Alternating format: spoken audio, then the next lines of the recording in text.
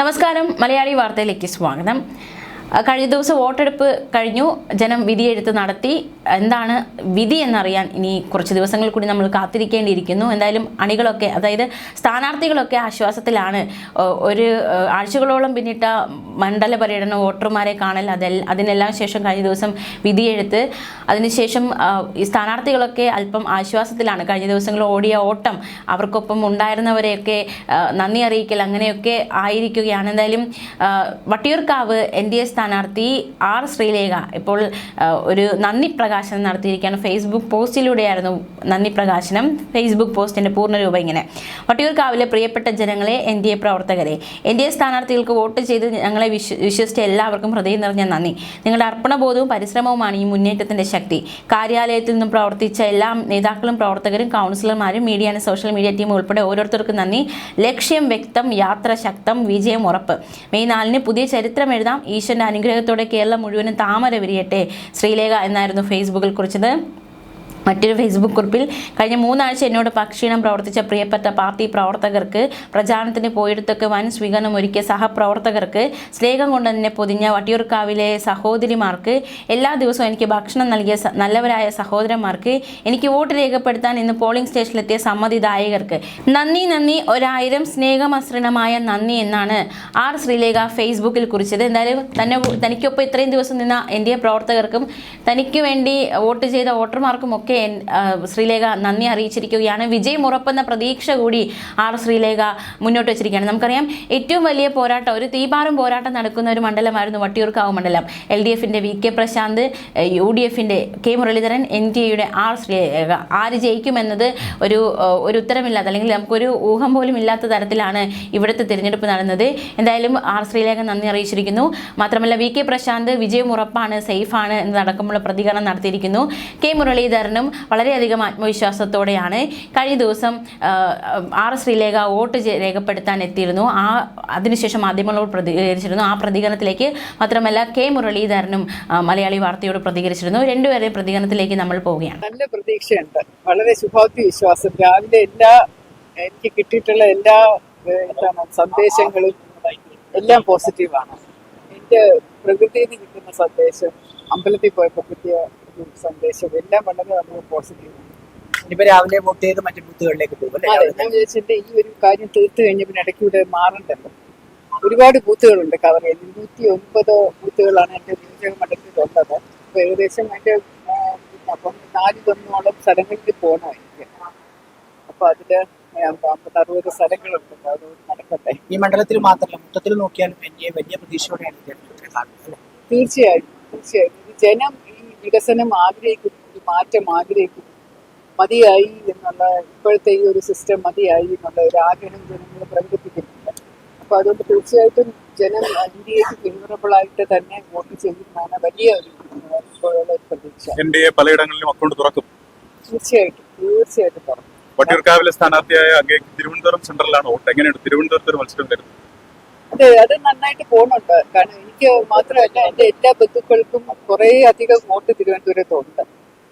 തിരുവനന്തപുരം മണ്ഡലത്തിലെ കരമന, അങ്ങനെ ബന്ധുജനങ്ങൾ ഇങ്ങനെ വികസിച്ച് കിടക്കുകയാണ്. തിരുവനന്തപുരത്തെ അച്ഛൻ്റെയും അമ്മയുടെയും കുടുംബ വീടാണ്, അപ്പൂപ്പൻ്റെ അമ്മയുടെയും ഒക്കെ കുടുംബ വീടുകളുണ്ട്.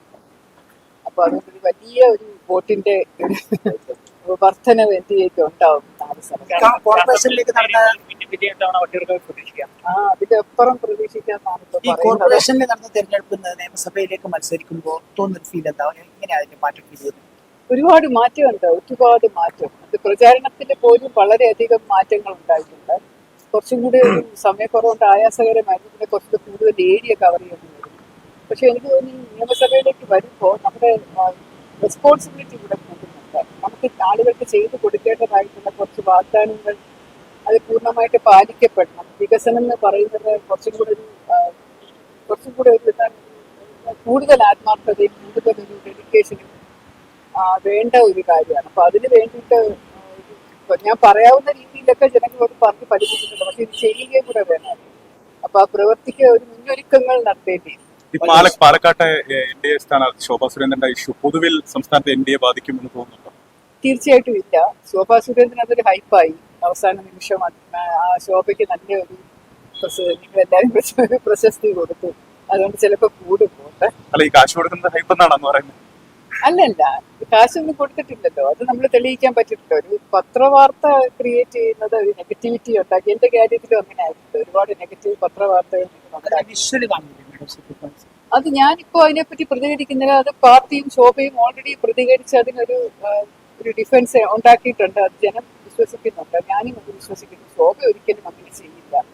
രാഷ്ട്രീയ പാർട്ടി പുത്തരി ഒന്നും അല്ലല്ലോ ശോഭയ്ക്ക്. വളരെയധികം ഒരുപാട് നാളായിട്ട് ഈ രാഷ്ട്രീയ ഫീൽഡിൽ നിൽക്കുന്ന ഒരാൾ, ഒരുപാട് മത്സരങ്ങൾ നേരിട്ടിട്ടുള്ള ഒരാൾ. അങ്ങനെ ഒരു വിഡിത്തം ചെയ്യുമോ? അതുമല്ല, അങ്ങനെ ചെയ്യും എന്ന് പ്രതീക്ഷിച്ചുകൊണ്ട് ക്യാമറ ആളും കൂട്ടി പുറകെ നടക്കുമോ? ഇത്ര 2 ദിവസമായിട്ട് പുറകെ നടന്ന് പിടിക്കാൻ വേണ്ടിയിട്ട് എന്താ അവർക്ക്, കോൺഗ്രസ്സുകാർക്ക് എന്താ പുറകെ നടന്നിങ്ങനെ ഒരു സംഭവം ഉണ്ടാകുന്ന ഉറപ്പുള്ളത് പോലെ ഇത്രയും പരിചയമുള്ള ഒരു കാൻഡിഡേറ്റ് വിഷ്വല് പൈസ ഉണ്ട്.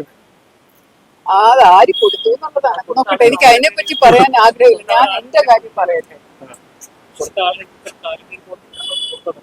അല്ല, അതൊക്കെ തെളിയിക്കുന്നേ. നമ്മൾ കേസ് അന്വേഷിക്കുവാണല്ലോ. കളക്ടർ അന്വേഷണ റിപ്പോർട്ട് കൊടുത്ത് കേസ് അന്വേഷിക്കുന്നു. അതൊക്കെ തെളിയും. സത്യം മനസ്സിലാവും എല്ലാവർക്കും. പക്ഷേ ഈ തെരഞ്ഞെടുപ്പ് നോക്കുമ്പോൾ ഏറ്റവും കൂടുതൽ ആരോപണം വരുന്നത് ബിജെപിക്ക് ആവുമല്ലോ. അതിന്റെ ആവും. ബിജെപി ഇല്ലല്ല, ബിജെപി ഇങ്ങനെ ഉയർന്നു വരുന്നത് കണ്ട് ഭയപ്പെടുന്ന ആൾക്കാർ തീർച്ചയായിട്ടും ആരോപണങ്ങൾ ഉണ്ടാക്കും. അത് മാധ്യമങ്ങൾ ഏറ്റുപിടിക്കുകയും ചെയ്യും. അതങ്ങനെയാണ് എന്റെ സ്ഥിതി. വർഷങ്ങളായിട്ട് 70-79 വർഷങ്ങളായിട്ട് നമ്മൾ കണ്ടുവരുന്നത് എന്ത് കഷ്ടപ്പെട്ടിട്ടാണ് ഭാരതീയ ജനതാ പാർട്ടി കേരളത്തിലൊരു അല്ല, നല്ല പോളിംഗ് ഉണ്ട്, നല്ല റെസ്പോൺസ് ഉണ്ട്. ആദ്യമായിട്ടാണ് ഇത്രയും വലിയ നീണ്ട ക്യൂ കാലത്തൊക്കെ ഉണ്ടായത്. ഇപ്പം ഞാൻ ഊട്ടിയുടെ 110ാമത്തെ ബൂത്ത് സാധാരണ ഞാൻ മാത്രമാണ് വോട്ട് ചെയ്യാൻ ഉണ്ടാവാറുള്ളത്. ഇത്തവണ ഏതാണ്ട് അരമണിക്കൂറോളം ഞാൻ തന്നെ ക്യൂവിൽ നിന്നു. ജനങ്ങൾ മാറ്റം ആഗ്രഹിക്കുന്നുണ്ട്. അതിൻ്റെ ഏറ്റവും വലിയ ഉദാഹരണമാണ് ഈ വൻപിച്ചൊരു ജനമുന്നേറ്റം എന്ന് പറയുന്നത്. ഈ മണ്ഡലത്തിൽ ലൗകിക നടത്തുന്നുള്ള ഒരു ആരോപണം എൻഡിഎ സ്ഥാനാർത്ഥി ഇല്ല, ഉന്നയിക്കേണ്ട. അതൊന്നും. ഇവിടെയൊക്കെ എല്ലാവരും, പട്ടിയൂർക്കാവിലൊക്കെ എല്ലാ മതസ്ഥരും വളരെ ഐക്യത്തോടുകൂടെ ജീവിക്കുന്ന ഒരു നാടാണ്.